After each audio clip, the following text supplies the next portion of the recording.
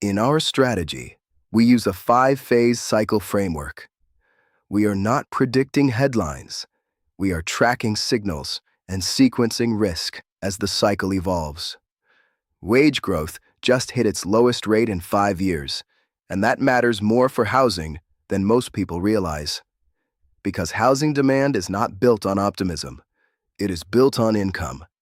We are reviewing a recent reventure consulting video discussing slowing wage growth and what it could mean for the 2026 housing market. They focus heavily on affordability metrics and demand weakness.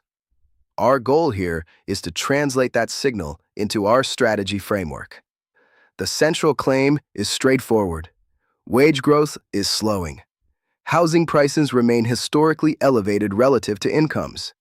That compresses purchasing power. In our strategy, this is first a labor signal, but labor feeds credit, and credit feeds housing demand. So this becomes a transmission story. Here is the mechanism in plain terms. Mortgage qualification depends on income. If wages grow more slowly, fewer buyers qualify. That shrinks the effective demand pool. This would matter less if prices had already reset lower. But in many markets, they have not. Affordability ratios remain stretched. Markets often dismiss early weakness as seasonal or weather-related. But sequencing matters. Wage deceleration came first. Activity weakness followed. In our 5-phase model, this raises phase 2 pressure. That is the multiple compression and rotation environment. It does not confirm phase 3 credit stress, but it increases sensitivity. If wage growth continues to slow into mid-year, if pending sales weaken further, if affordability metrics deteriorate again, that increases transition probability. This does not mean every market collapses immediately. Housing is local, and policy delay dynamics can extend imbalances longer than expected. Quick note, this is educational macro analysis, not financial advice. What we are watching is purchasing power compression. When incomes stall while costs remain elevated, transaction volume weakens first. Prices tend to adjust later. Lower transaction volume affects brokers. It affects construction. It tightens regional credit conditions.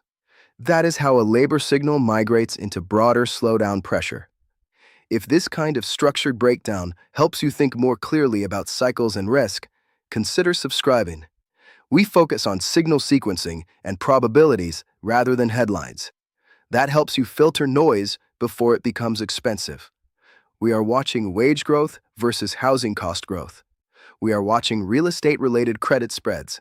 And we are watching lending standards closely.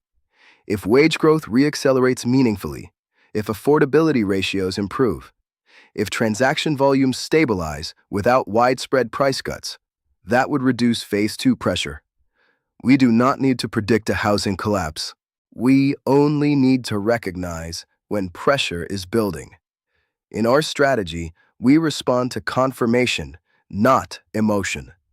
We do not need to be early, we just cannot afford to be late.